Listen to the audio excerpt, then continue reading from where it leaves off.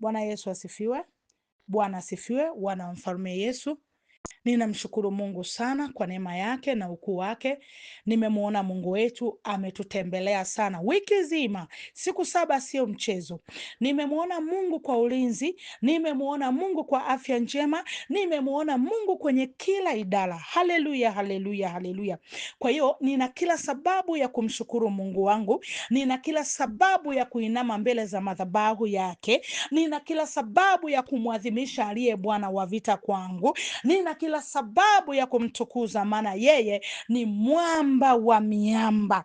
Yaani ninaweza nikaanza kusimama kuanzia asubuhi mpaka jioni nikanena uweza wa Mungu, na bado maneno haya yote nisimalize, kwa sababu yeye ni mzuri sana, kwa sababu Mungu wangu ni mkuu, matendo yake ni makuu, uweza wake ni mkuu.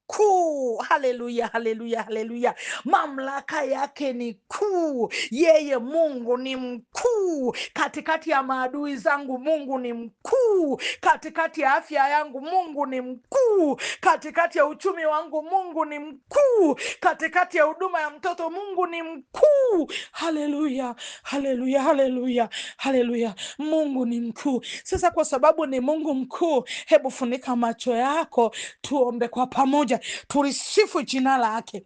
Baba, tunakuja mbele zako sahi. Baba, tunanyenyekea uliye Bwana wa vita. Baba, tunashuka kwenye kiti chako cha enzi. Baba, tunasema asante, maana wewe ni Mungu mkuu.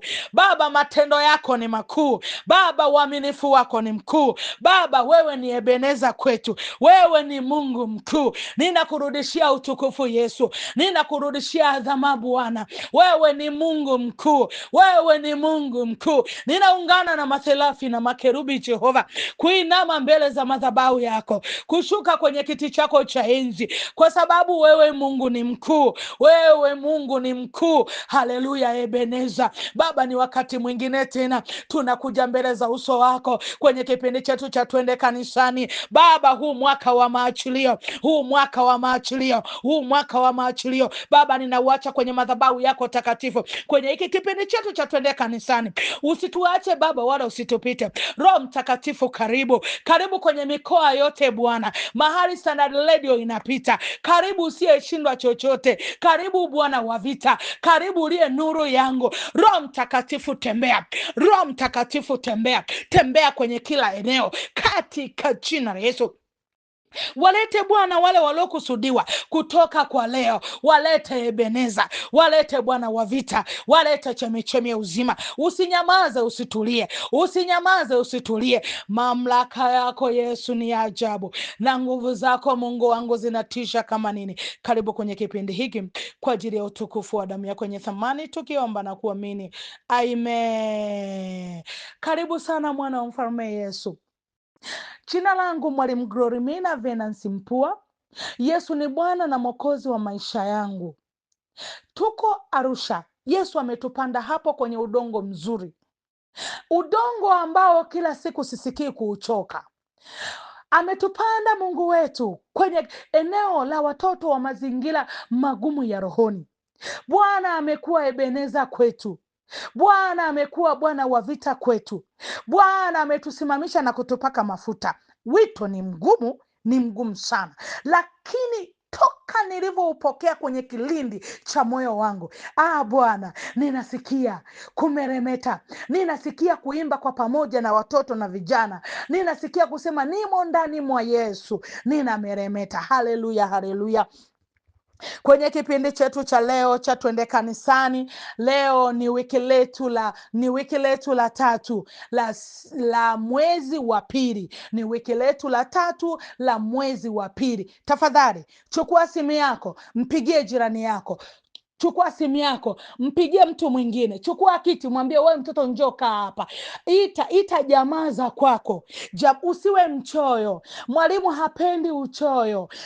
Wapigie simu. Rekodi hichi kipindi. Tuma mpaka kanisani kwako. Rekodi hichi kipindi. Wapelekee na watu wengine. Hii ni neema ambayo Bwana ametuachilia. Hii ni neema na mafuta mabichi ambayo Bwana wa majeshi ameyaachilia kwa Mwalimu Glorimina, Lengo na nia ni kuvusha watu waliokuwa wamekwama, watu waliokuwa wamefungwa vifungoni.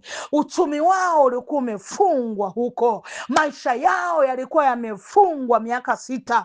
Miaka 6 wameishi kwenye utumwa, miaka 6 wameishi kwenye laana, miaka 6 wameishi kwenye kusurubishwa, miaka 6 wameishi mpaka adui anasema, marafiki wanasema, mimi niokoke niwe maskini kama fulani, mimi niokoke niwe na ndoa ya magomvi kama ndoa ya mtu fulani, mimi niokoke watoto wavute bangi kama watoto wa fulani, mimi niokoke kazini niwe nafukuzwa kila siku kama fulani. Kumbe hajui wewe ulikuwa kwenye kifungo. Naongea na wewe unayenisikia, naongea na wewe uliyepiga simu, wenzako wamekaa hapo chini, uko nao unazungumza nao, na wao wanamsikiliza Mwalimu Glorimina. Ni mwaka wa maachilio 2026, ni mwaka wa maachilio, ni mwendelezo wa haya masomo. Tunavuka huu mwaka, tunavuka. Huu ni mwaka wa maachilio. Haleluya, haleluya. Bwana amenena na sisi. Kumbuka wiki iliyopita nilikuzungumzisha nikakwambia neno moja linaweza kuua hatima ya maisha yako. Neno moja la kifo. Watu wa mauti hawatumagi maneno 10. Watu wa laana hawatumi neno 10, wanatuma neno moja. Neno moja la kifo linaua kila kitu. Wiki iliyopita tukachukua mfano wa binti mmoja miaka 12, tukaenda naye tukajifunza kitu. Neno moja liliua kila kitu. Neno moja liliharibu system ya maisha yake. Haleluya. Sasa kwenye hilo neno moja tutaanza mfungo Jumatatu, tutaanza mfungo kesho, na ninazungumza ni kesho Jumatatu. Tutakuwa na mfungo wa siku 3 kuling'oa hilo neno, kulinoa hilo neno. Hilo neno lilipandwa na sadaka. Hilo neno lilipandwa na nguvu ya uovu. Hatuwezi kuliendea hivi hivi bila kuwa kwenye mfungo. Biblia inasema kuna mengine hayatoki isipokuwa kwa kufunga na kuomba. Haleluya. Usisahau kwenye mfungo wako, kamata na dhabihu yako. Mimi ninataka kufunga na watu 4 5 ambao wanataka kuchomoka kwenye neno moja, wanataka kutoka kwenye neno moja la kifo. Huduma zao zimekufa kwenye ulimwengu wa roho, kwa kwenye ulimwengu wa damu na nyama ni madhihirisho tu. Maisha yao ya kiroho yameharibika, vita yao imekuwa kubwa, haina majibu. Hao ndo nataka kuingia nao kwenye maombi, na tayari tumekwisha kufungua magrupu, na tayari tuko kwenye magrupu. Kwa hiyo kwa wewe ambaye leo ni siku yako ya kwanza, tafadhali tuma namba yako ili tukuunge kwenye magrupu. Tutakapoanza mfungo wetu wa mkimbizano kuanzia Jumatatu, Jumanne na Jumatano, tayari kuwe kumepatikana watu watakaoingia kwenye hayo maombi. Haleluya, haleluya. Mwana wa Mungu, tunaangamia kwa kukosa maarifa. Mwana wa Mungu, tunaumizwa kwa kukosa maarifa.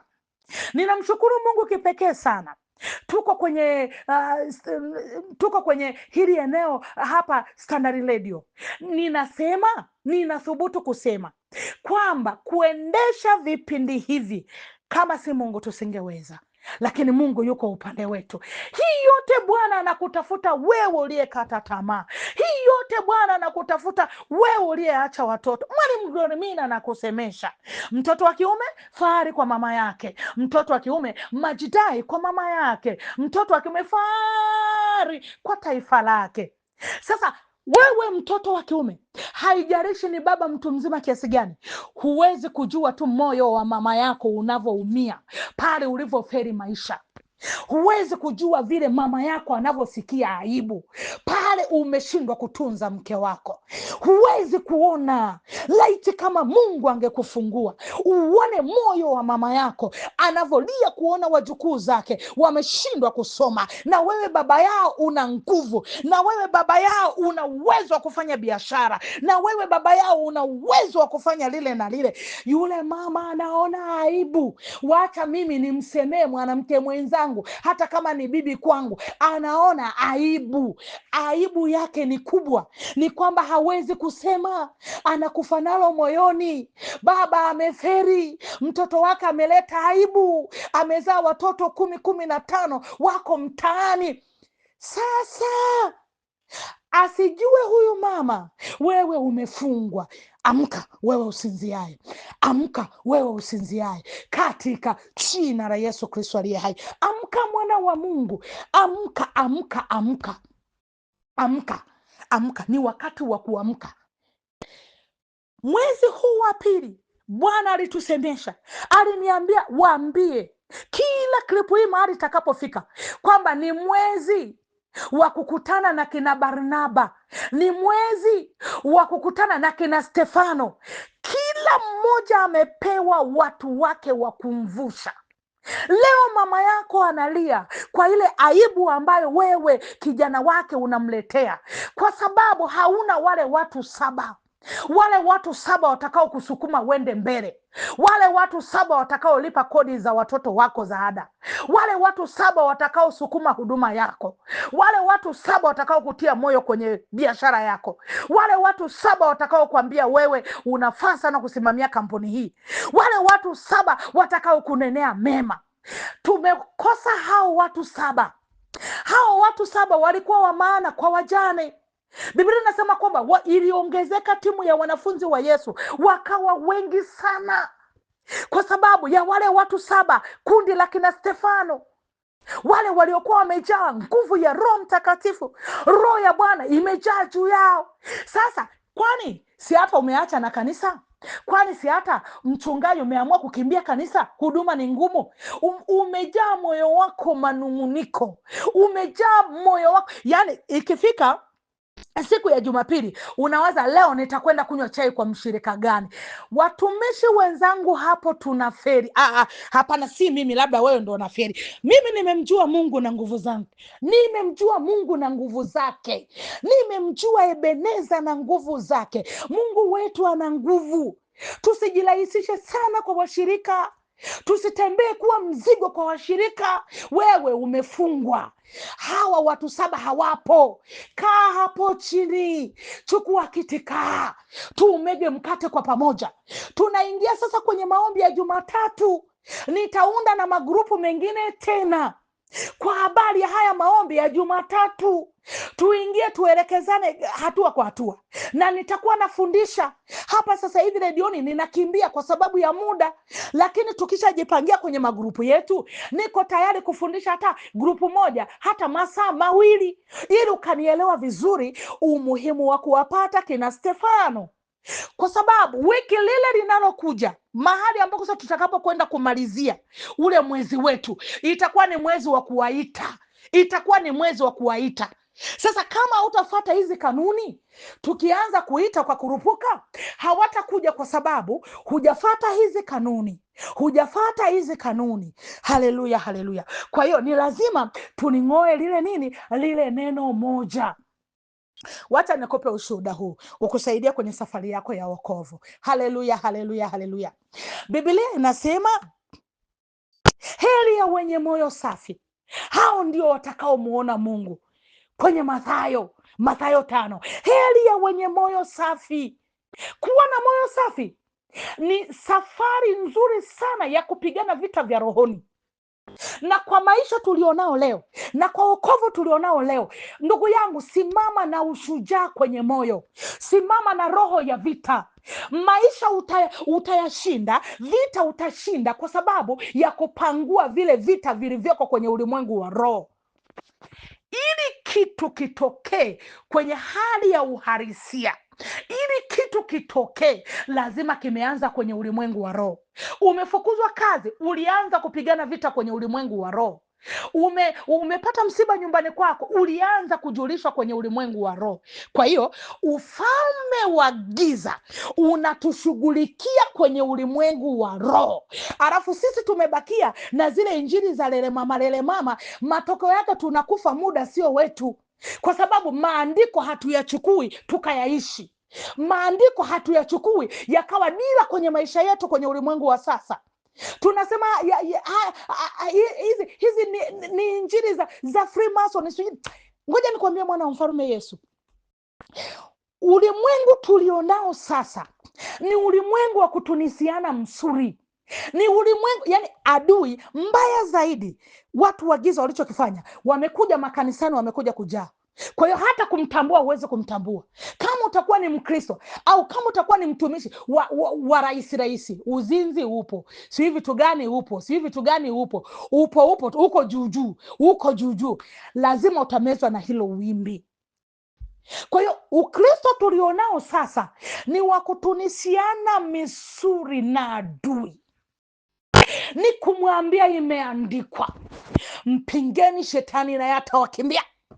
Kwa hiyo shetani na kupinga, toka kwenye njia zangu katika jina la Yesu.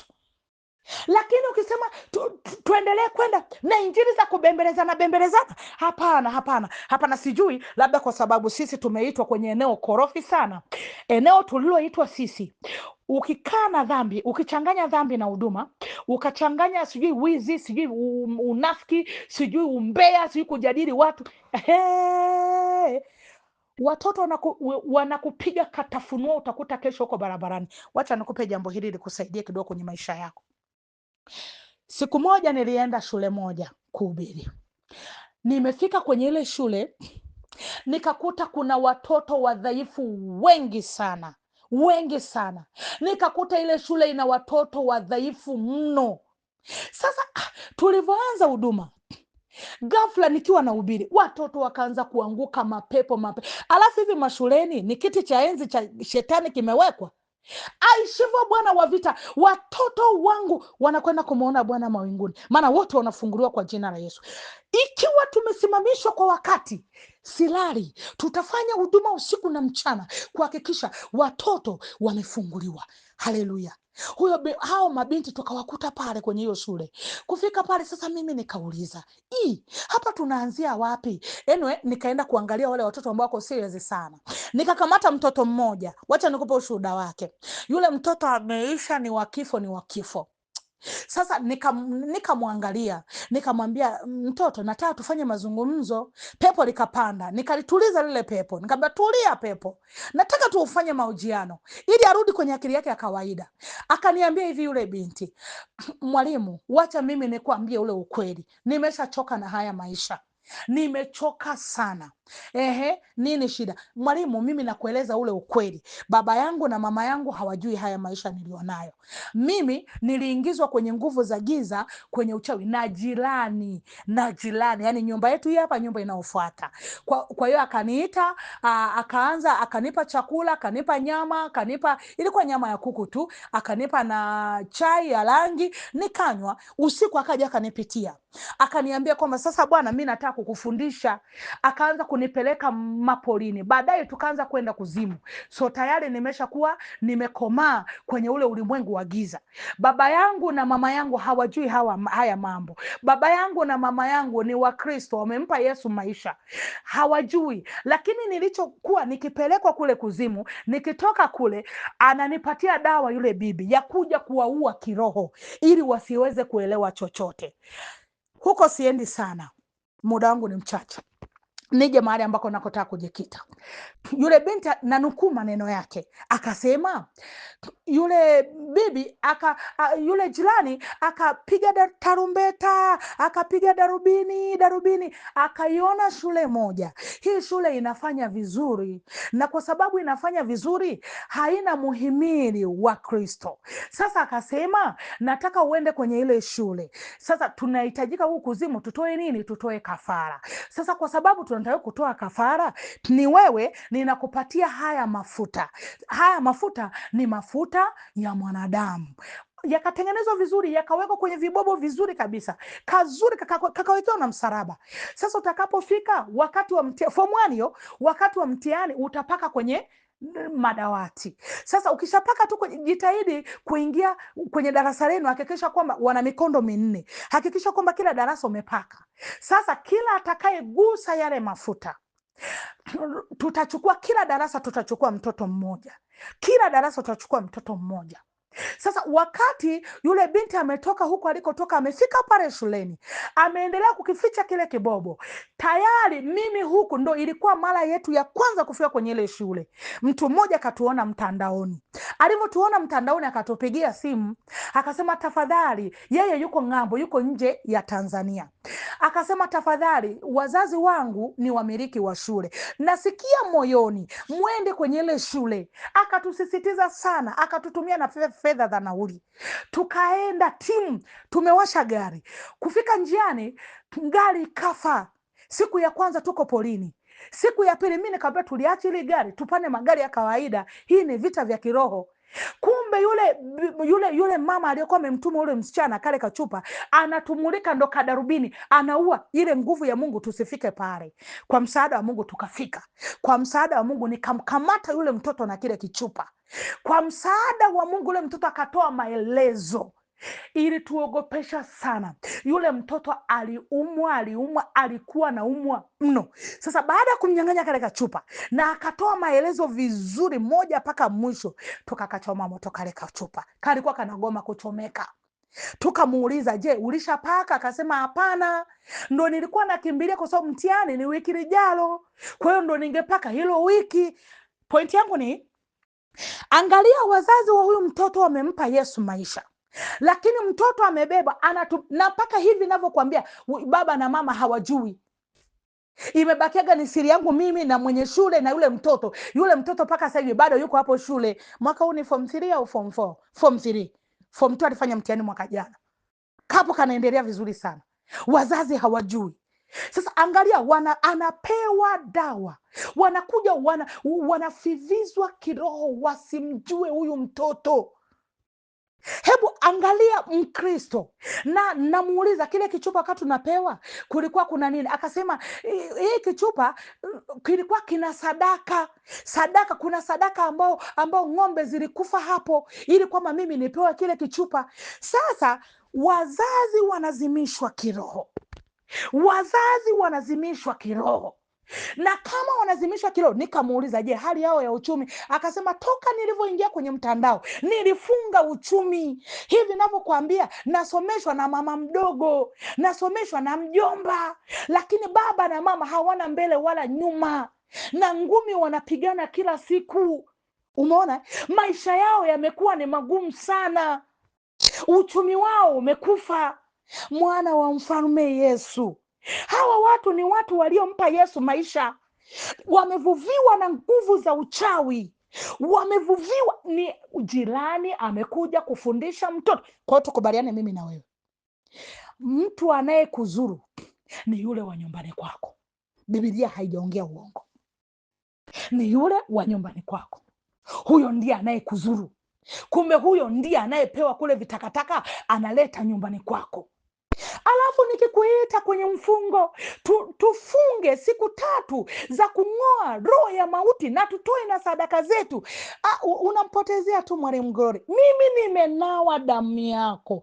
Unaongea na mtu mwenye ushahidi wa malango ya kuzimu yanavyolitesa kanisa. Biblia inasema heri ya wenye moyo safi, hao watamuona Mungu. Moyo wako safi utaonaje wakati kila siku ndoto zako ni za kula mavyakula ya kichawi, ndoto zako ni za kuolewa na manyoka, ndoto zako ni za kufanya lile na lile? Haya, unafikiri kwamba utafanya nini? Utavukaje? Si nikuita kwenye maombi? Nikuita kwenye maombi. Akanishuhudia, akaniambia, mwalimu, wazazi wangu wana hali mbaya mno, nimeua uchumi. Sasa nilichokifanya, niliongea na ndugu yake mmoja, nikamwomba yule anayemlipia ada, tukamwomba huyu mtoto asirudi kule kwao. Sasa sisi tukaongea tu kiutu uzima kwamba huyu mtoto afya kule kwao, afya inakuwa mbaya, kwa hiyo tunaomba akae huku mahali hali ya hewa imekubaliana. Sisi na mtoto tunayajua, mimi na mtoto tunajua. Sasa juzi hapa ananipigia, ananiambia, madam, sasa tutawasaidiaje ndugu zangu? Tutawasaidiaje wale wazazi? Nikamwambia ndo usimame kwa miguu yako, utakapokuwa umefunguliwa kisawasawa, umemaliza shule na umejawa Roho Mtakatifu, wewe ndo utakayeenda kuileta ukombozi kwenye familia yenu, kwa sababu utajua namna ya kuwafungua kwa jina la Yesu. Uliwafunga kwa kutumia nguvu za giza, sasa unawafungua kwa mikono yako kwa kutumia damu ya Yesu Kristo aliye hai. Haleluya, haleluya, haleluya. Angalieni hivi vitu vinavyotutesa. Kama vyakula vya kichawi unakula, kama unaota ndoto za kufanya mapenzi, kama unaota ndoto unakula mavyakula, kina Stefano hawawezi kuja, kina Stefano hawawezi kuja. Kuna giza, kuna giza totoro liko hapo, kuna taabu iko hapo, kuna shida iko hapo. Njoo mwana wa Mungu, Jumatatu tuanze maombi. Ni kesho tuanze maombi. Akanipa siri, akanipatia siri. Uchumi umeharibika, mtoto amefundishwa na mtu ambaye sio ndugu yake. Nikamuuliza kule kuzimu kukoja? Anaeleza. Damu je, umekunywa? Nyingi tu mwalimu, nyama nyingi tu. Hebu fikiria. Lakini nikwambie, ni pendo la Kristo anayetutafuta, ni Roho Mtakatifu anatutafuta, anataka tufunguliwe tuwe huru kweli kweli. Haleluya, haleluya, haleluya. Bwana Yesu asifiwe sana. Ndiyo maana kwa mkoa wa Mwanza Roho Mtakatifu amenipatia kituo. Kituo changu ni sekondari ya Ipwaga sekondari, hapo ndo kituo changu. Muda wote niko hapo kwa maombi, wakifunga shule, wakienda makwao, na mimi wakifungua niko nao. Operesheni ya wiki nzima. Hata sasa leo ni Jumapili, Alhamisi ya wiki hili au Ijumaa, natoka naenda Mwanza, naenda Ipwaga sekondari. Nitakuwepo hapo kwa ajili ya operesheni ya watoto, nitakuwepo hapo Ipwaga sekondari. Ni kwa nini? Bwana amenipatia kituo hapo na ulinzi wa kimungu umesimama hapo. Wakati Bwana ametupatia kituo, nikamwambia Mungu, ninaendaje hapo bila wewe? Akaniambia, nitaenda na wewe. Nikuhakikishie mwana wa Mungu, hiyo shule tumevunja madhabahu. Hakuna madhabahu za giza, hakuna madhabahu za mashetani, hakuna sijui madhabahu ya Uliza mtoto yoyote anayesoma hiyo shule au aliyemaliza mwaka jana na mwaka juzi hiyo shule, atakueleza full story ya hapo. Watoto wana ibada kila siku 1:30 mpaka 2 kamili, wana nusu saa ya ibada. Tunakagua watoto, haturuhusu pale kuingia na dawa za kienyeji. Tulishaka kusanya mauganga na manini yote tukachoma moto. Na kila wanapoenda makwao, mara nyingi mi nakuwa niko hapo shuleni, naambia mnaenda kwenu, nendeni sasa mkapewe vitu na majirani zenu mlete, nendeni sasa mkapewe hiyo mikoba mlete, mtanikuta. Hawaleti. Hakuna uganga unaoingia pale. Tunaye Yesu, tuje medali wetu, tutashinda vita. Haleluya, haleluya, haleluya. Watoto wanaabudu Mungu pale, watoto wamefunguliwa. Tena unakuta kwamba kuna watoto wengine ambao wamefukuzwa shule zingine, wanaletwa pale. Nikamwambia mkuu wa shule, wapokee, tunaye Yesu anawatua mizigo, wapokee. Mkuu wa shule usiwaache. Mtoto ameletwa pale ameripuka mapepo, mtoto ameletwa pale shule zingine wamemkataa. Nikamwambia hapa ni makimbilio. Andikeni kabisa na kibao, hapa ni makimbilio kwa watoto, walete. Tunaye Yesu, tumehakikisha jemedari wetu, tutashinda vita. Mwaka jana tukapokea kijana mmoja wa form 3. Mkuu wa shule ananiambia, sasa madam, kuna mtoto yuko vizuri mno, mimi imebidi nimpokee, amekataliwa shule zingine. Nikamwambia na shida gani? Sijui ni kifafa, sijui ni kitu. Nikamwambia haijarishi, mpokee. Nilivyoenda nikaenda nikaongea na ule kijana, kaka vipi, hebu niambie mwanangu, hiyo kifafa umeipataje? Mwalimu, nilikuwa kwenye shule fulani wakati wanachaguliwa viongozi na mimi nikachaguliwa kiongozi. Sasa siku ninakabidhiwa sasa kuwa kiongozi, ndo nilianza hapo hapo kuanguka kifafa. Kifafa ndo kinakujaga hivyo hivyo. Mwalimu, ndo nilianzia hapo. Kwa hiyo ina maana haya ni mazingaombwe ya watoto kwa watoto. Nikamwambia mkuu wa shule, mpokee. Hapo ni makimbilio. Yule kijana amepokelewa, yuko pale. Juzi hapo amenipigia simu ananiambia, kijana wako yupo, changamoto bado zipo. Nikamwambia muacheni, ninakuja na Yesu anakuja kufungulia kijana. Tena mwaka huu nimemuomba mkuu wa shule, muacha aingie form 4. Ikiwa wastani wake uko sawa, muacha aingie. Na sasa hivi ile sekondari tuna mpango wa kuua tu. Mungu wetu ni mkuu. Tuna mpango wa kuua tu kwa jina la Yesu. Tuna mpango wa kuua tu. Tuwe na wani tu. Bwana anasema, na watoto wenu watafundishwa na Bwana, na watoto wenu watakuwa vichwa sio mkia. Hakuna pepo linalogusa pale. Wanakuja watoto na mavitu ya ajabu ajabu, wanakuja watoto wamechoka, lakini mtu wa mizigo yupo. Tunaweka kambi pale miezi miwili, tunaweka pale kambi mwezi mzima. Na nikiweka kambi pale, ninaita watoto wote, kila atakayesikia tangazo, hata wewe sasa hivi unanisikia, kwamba ina maana Jumamosi ya wiki hili la kesho, Jumatatu, Jumamosi na Jumapili nitahudumia pale. Wewe uko Mwanza, walete watoto pale. Leta watoto. Ukifika pale getini sema ni watoto wa Mwalimu Glorimina. Nilimsikia redioni, kwa nimeleta watoto. Najua mlinzi atakuja ataniuza. Kwanza hata hivyo walishazoea. Hata walinzi siku ya Jumamosi na Jumapili, watoto wakianza kumiminika pasi, mama yao amekuja, wanafunguaga geti tu, wanawaruhusu wanaingia. Ni nini? Ni pendo la Kristo. Unajua, nikatamani shule zote zingepata huu mwamko, tungetengeneza kizazi kizuri. Tunaua yani Jumamosi na Jumapili nitakuwa pale, tutaingia kwenye maombi ya kuua tu. Hatuitaki, tunataka one. Na matokeo ya mwaka huu ya form 4 na ya form 2 ni mazuri mno, yanatuza kuhesabu. Wakawa wanafurahi. Mimi nikamwambia, na hizo tutu hizo tuzitaki. Watoto wetu watafundishwa na Bwana. Wanakuja wana mapepo, tunachomoa mapepo kwa jina la Yesu. Wanakuja na maucheo ya kinabibi, tunachomoa kwa jina la Yesu. Maana tunatengeneza taifa ya Tanzania mpya kwa jina la Yesu Kristo aliye hai. Tunatengeneza viongozi safi. Akimaliza pale form 4, akienda anakoenda 5 na 6, ataenda akiwa na matumaini, ataenda amemjua Mungu wa kweli. Haleluya, haleluya. Tuko pale Mwanza, Ipwaga sekondari iko Usagara. Utanipigia nikuelekeze, iko Usagara. Ukishuka tu pale Mizani, uliza dereva toyo yoyote, mwambie nakwenda Ipwaga sekondari. Atakwambia tu usipande toyo, ni pale juu. Atakuonyesha tu kidole, ni pale juu.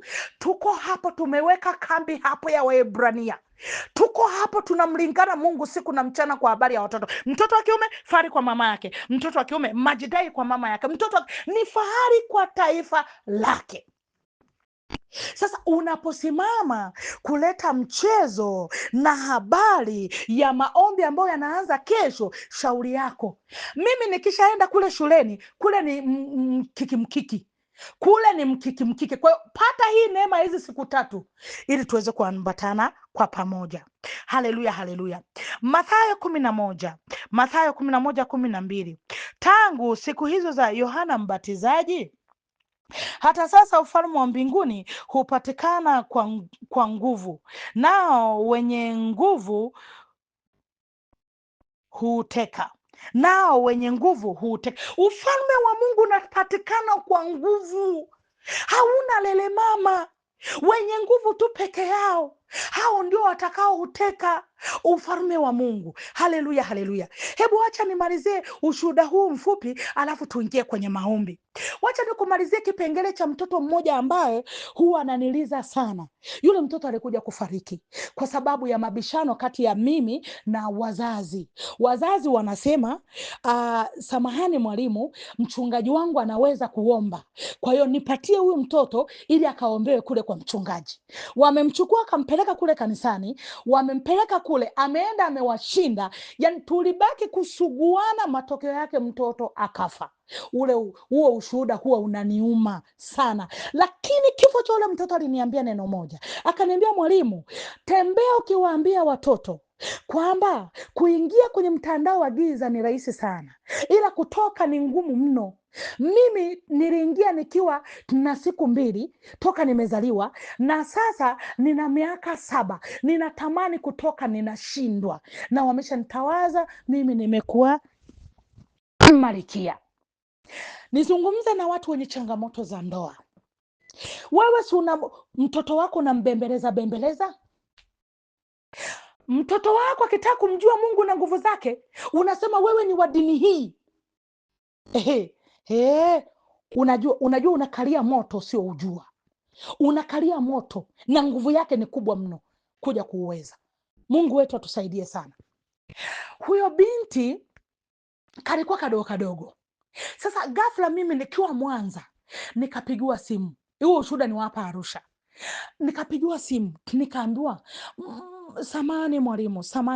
Anyway, mama yake alikuwa ameshashtuka kwa sababu kila siku mama alikuwa anapigwa na mume wake. Alikuja kwangu kwa kesi ya kufanyaje? Alikuja kwangu kwa kesi akiwa anaomba nimwombee mume wake ampende, kwa sababu kila siku anampiga, anamvunja mguu, anamvunja mkono. Akianza kumpiga paka avunje mguu, akianza kupiga paka avunje mkono. Sasa yule mama anafika, nikamwambia mimi naenda Mwanza kwenye huduma, kwenye semina Magu. Akaniambia, samani, mnaenda wangapi? 6. Tuko watu 7. Okay, tulikuwa 5. Mko watu wangapi? Kaambia 5. Akaniambia sawa, twende mjini. Tukaenda mjini, akaninunulia viatu. Akaniambia viatu naomba kawapatie watumishi, ukija nitakwambia maana yake, lakini nataka hivi viatu kila mnakoenda kwenye huduma hakikisheni hivi viatu mmevivaa. Nikamwambia sawa. Kweli nikaenda nikawagaia wenzangu. Tukaenda Mwanza. Tulivyotoka Mwanza, tukiwa kule huku nyumbani, baba akamshika mke wake, akampiga, akamvunja mguu. Alivyomvunja mguu, ikabidi sasa yule mama aende ahamie nyumbani kwao, aende kwanza hospitali, afungwe POP, arudi nyumbani kwao. Sasa huyu baba, hiyo inaendelea kumuuma, maana ameachiwa watoto wadogo, na baba mkwe sasa ameshakuwa mkali. Huyo baba, mimi moyoni nimeambiwa hayo maneno, nikaisemesha ile sadaka, nikasema aishivyo Bwana wa vita, mama huyu amevalisha watumishi, ametupatia viatu vya utayari. Mungu mpatie utayari wa ndoa yake, Mungu mpatie kibali cha ndoa yake, hicho kinachompiga kwa siri kikawe wazi. Ghafla mwanaume akanipigia simu, mtumishi, na kuomba nikutumie nauli uje peke yako. Nikamwambia kuna nini? Akaniambia ninaona mauzauza ndani ya nyumba yangu, watoto wangu 3 wako hapo katikati, ni mauzauza.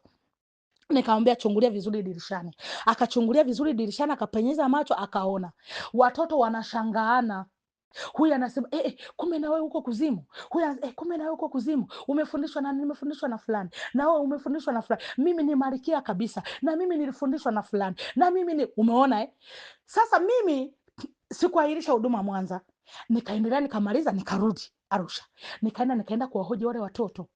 Na nukuu maneno ya yule mtoto. Huyo sasa ambaye alikuwa malkia akasema mimi ni mkubwa. Wenzake walifaulu kutoka. Yeye akasema jamani, mimi ni mkubwa, mimi ni queen, na kama ni queen ni changamoto. Alafu madam, wacha niseme ule ukweli, kwenye kitanda cha baba yangu na mama yangu hapo katikati nimeweka fisi. Sasa huyo fisi huwa akijamba mafuzi. Baba ananyanyuka, anasema mke wangu umejamba, anaenda kuoga, anakuja, hawezi tena kuendelea na safari, hawezi tena kulala usingizi, analalamika, mke wangu umejamba, mke wangu mafuzi ananuka. Sasa hiyo unajua kiwa nashuhudia, na yule baba yupo, yule baba akaanza kulia. Sasa kumbe ile fisi inajamba. Ikishajamba, baba ananyanyuka, anamlalamikia mke wake ndo amejamba, na matokeo ya yote anampiga mpaka namvunje, yani mpaka mvunje mkono au mguu au kidole, mpaka mvunje. Asipomvunja hawezi kuacha kumpiga, na anampiga kwa kosa moja tu, amejamba. Sasa yule mtoto ndo anatoboa siri, na yule mama, mimi alishaniambiaga hiyo ujinga mimi sifanyagi, mume wangu ananionea tu. Umeona? Sasa yule mtoto anashuhudia mbele ya wazazi wake, anasema kuna fisi. Kweli tulikasirika sana, mimi na baba yake tulikasirika mno. Tukamwambia twende katupe hiyo fisi. Tukaenda, hatuioni. Tukaomba, kuomba, yeye tu akashika tu mkono hivi akaitoa, iko katikati ya kitanda. Tuliipiga ile fisi, mimi na babake, tuliikatakata mapanga, tuliicharanga charanga. Kipindi hicho sikuwa kwenye media kama sasa hivi, ningekutunzia huu ushuhuda. Tukaicharanga charanga yani kama tunataka kupika sijui vitu gani, charanga kama ile nyama ya kucharanga. Tukachukua petroli, tukalilipua, tukaliwasha lile fisi. Tulipoliwasha lile fisi, tayari limewaka moto. Yule mama kapona ule mkono, lakini hasara yake, ndoa imerudi, upendo umerudi, ila mtoto ilishindikana. Mtoto alikufa kizembe. Mtoto ametumwa aende dukani akanunue sabuni ili aje ajiandae, mwalimu Glorimina anakuja kumchukua. Bahati mbaya akaokotwa amekufa. Tena naokotwa amekufa, mimi napigiwa simu, ni kilomita nyingi sana kutoka huko alikofia. Hiyo gari imekuja mpaka Arusha mjini. Kwa mimi huku Arusha mjini ndo nilokuja kuzuia kwenda mpaka Central, mpaka tuhakisha tumeupata ule mwili, kuangalia hata mtoto hana mchubuko mahali popote pale, kwa alikufa kwa uzembe design hiyo. Lakini mimi nachojua ni kuzimu ilimbeba. Umeona, ndoa imekaa salama. Kwa nizungumze na wewe, mimi ninakuita kwenye maombi, lakini hauna habari ya kuja kwenye maombi. Ninakuita huku nikiwa ninalia, ninakuita huku nikiwa kwenye maombolezo, ninakuita kwa kukuomba sana, njoo kwenye maombi. Unalalamika tu, ndoa yangu ni mbaya. Kwa ushahidi wangu, macho mawili ya damu na nyama, tumetoa fisi kitandani. Fisi kitandani. Mama amepigwa na alama kila eneo. Mama karibu achinjwe. Mama amevunjwa kila eneo. Mikono yake hana mikono ya kulima tena, hana miguu ya kutembea tena, kila mahali pana chuma. Kosa lake kubwa, anamjambia mme wake akiwa amelala. Kumbe ni fisi inajamba. Ninaongea na vitu vya kwenye ulimwengu wa roho, ninaongea na vitu vya kwenye ulimwengu wa roho. Ukishughulikia vitu vya kwenye ulimwengu wa roho, vitakupatia majibu kwenye vitu vya kwenye ulimwengu wa damu na nyama. Haleluya, haleluya. Tunaendesha hivi vipindi kwa gharama kubwa mno, wapendwa wangu. Ninaomba mtushike mkono ili uendelee kupata hivi vipindi kila wiki, uendelee kufunuliwa siri, na tutaendelea kupanga maombi, na tutaendelea kufunga na kuomba, tutaendelea kufunguliwa hatua kwa hatua. Roho ya mauti itatung'oka kwa jina la Yesu Kristo. Pia tunahitaji sapoti yako. Tungekuwa na redio ingekuwa haina shida, lakini si ajabu wiki lijalo usinisikie, kwa sababu tumeshindwa kupata fedha za kulipia. Lakini je, ukimsapoti mwalimu Glorimina shilingi 100 ya Tanzania, ukimsapoti je mwalimu Glorimina shilingi 2000 ya Tanzania, ukimsapoti je, tutasikika kila siku na tutakupatia mbinu ya vita vya rohoni, na kuambia hutanyanyuka kwenda kuomba kuwekewa mikono. Utawekewa mikono kwa upenzi tu. Wewe utakuwa mpiganaji mzuri.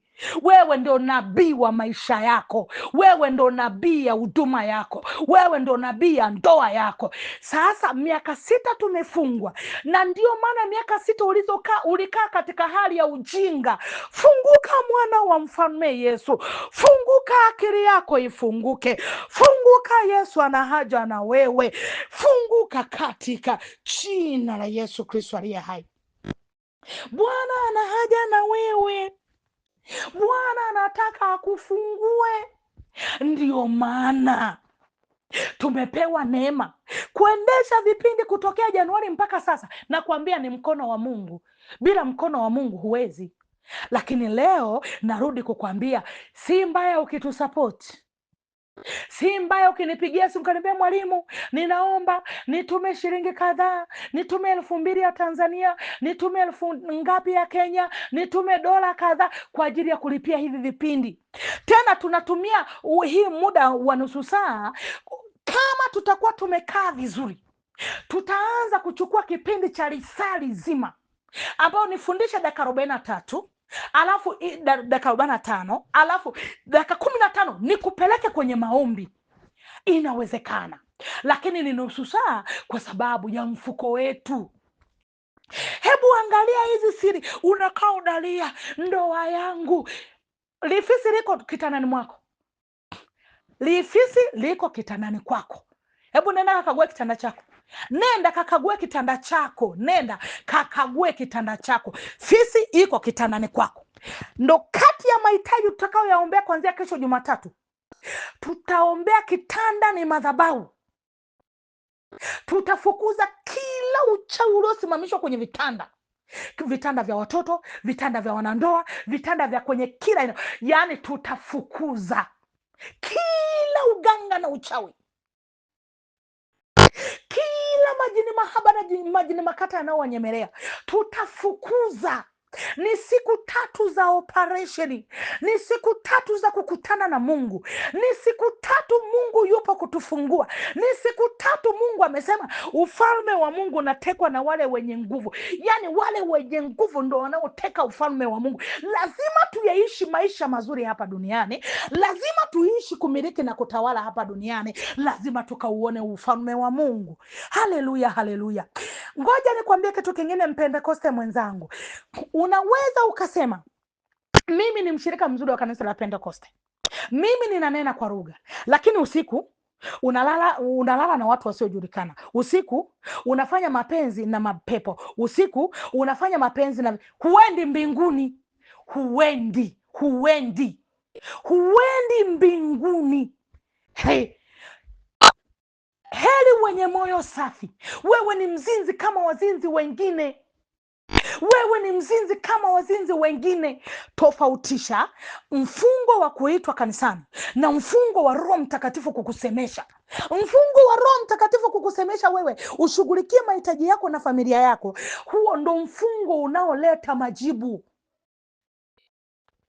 Wa kanisani unaleta majibu, lakini unaweza kukuta kwamba saa zingine watu wanaenda kanisani kwa kutimiza wajibu, kwa sababu mchungaji aliwaita. Watu kwenye mioyo yao haipo. Wewe unayemaanisha, nenda mfungo wa kanisani, nenda mfungo kwenye magrupu, andana mfungo wako wewe.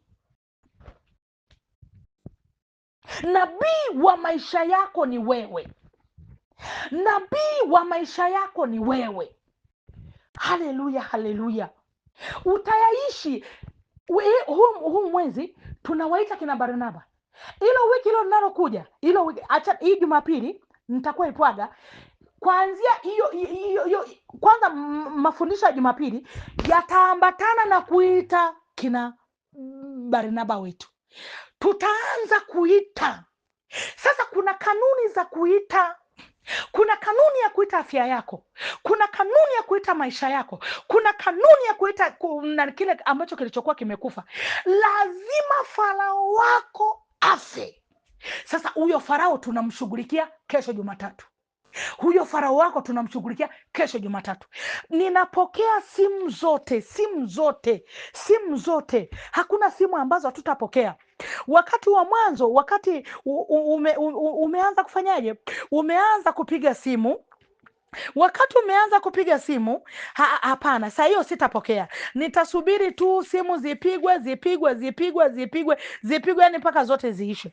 Pale patakapokuwa pameshaonekana kidogo shwari, ndo sasa nitaanza kuja kukupigia mmoja mmoja, lakini nitajibu message. Lakini nitajibu nini? Nitajibu message. Haleluya, haleluya. Hii nguvu ya mauti ina sababu ya kutuumiza, kwa sababu ina uhalali na sisi. Hii nguvu ya mauti ina sababu ya kutuumiza, kwa sababu ina uhalali na sisi. Sasa kama ina uhalali na sisi tufanye nini? Tufanye nini? Tufanye nini na twende wapi? Haleluya, haleluya, haleluya.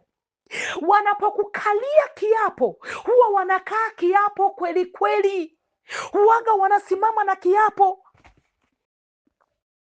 Hebu tunakwenda kumalizia mwana wa mfalme Yesu. Haleluya, haleluya. Matendo ya Mitume 23 mstari wa 12. Habari za Stefano wote tumezikariri. Leo naomba zikuingie kwa lugha nyingine. Angalia Stefano. Samani, Matendo ya Mitume, habari za Paulo, sio Stefano, ni Paulo. Habari za Paulo, angalia kikao wanachomkalia, angalia maisha vile ambayo anayaishi, angalia. Kuna vitu vitatu hapo Paulo wamemfanyia. Matendo ya Mitume 23 mstari wa 12. Angalia, jambo la kwanza, kuna mauti wameunda. Jambo la pili, kuna kikao kipo. Jambo la tatu, kuna kiapo, watu wanaapa, watu wanapatana kuua biashara yako, wanaapa mpaka biashara yako inakufa, wanaapa mpaka ndoa yako inakufa, wanaapa mpaka huduma yako inakufa, wanaapa mpaka watoto wako wanakufa. Hivi unakasirika, ninasikia kutetemeka, ninasikia kumtafuta Mungu na nguvu zake, ninasikia kuatamia na kukaa penoni mwa Kristo. Sijui kama unaelewa hili, mwana wa mfalme Yesu. Namba 4, kupambazuka. Kwa hiyo wanapoanza kukufunga, mwana wa Mungu, wanafata ule muda wa mapambazuko, ile saa 9, saa 10, saa 11 kumeanza kupambazuka, ndo wachawi wanakaa wanakujadili, ndo wachawi wanakaa. Ni mimi na wewe ndo hatuna mpango kazi, lakini mimi nimeamka kwa jina la Yesu, mimi nimeamka kwa zamu yangu. Ndo mimi na wewe hatuna mpango kazi, lakini adui ana mpango kazi mkubwa mno. Sisi tumekaa dini yangu vimepanda vimeshuka, haya tutabakia hayo. Namba 5, mapatano.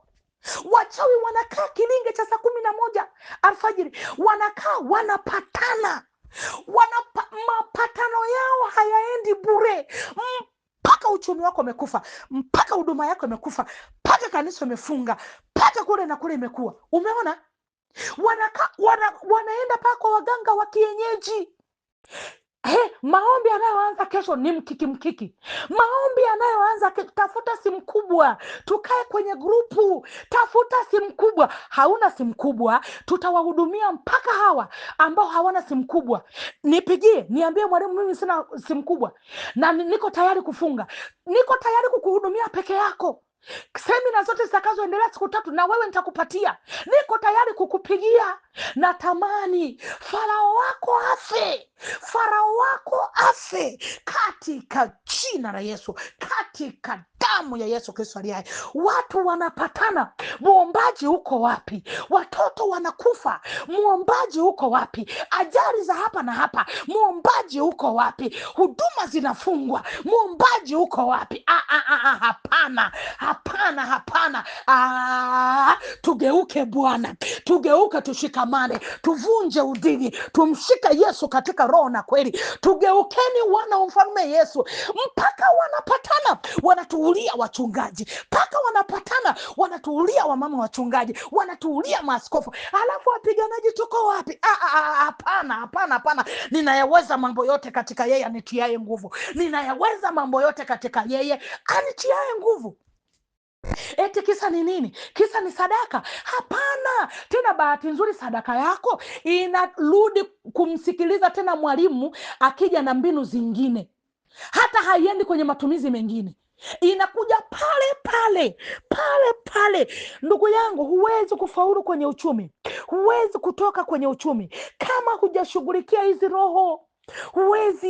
Huwezi kutoka kwenye uchumi, mwana wa mfalme Yesu. Uchumi wako umefungwa kwa sababu hizo madhabahu ziko hai. Kesho tunaanza mfungo. Haleluya. Nataka tuingie kwenye maombi. Kesho tunaanza mfungo.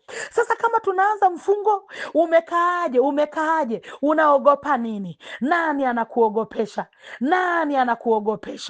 Haleluya. Mungu, ninamshukuru Mungu wangu sana. Katika yeye tunashinda na zaidi ya kushinda.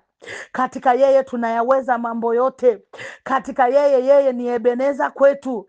Katika haijalishi watakao vikao kiasi gani, acha watukalie vikao, lakini sisi wana wa mfalme Yesu tutoke kama washindi.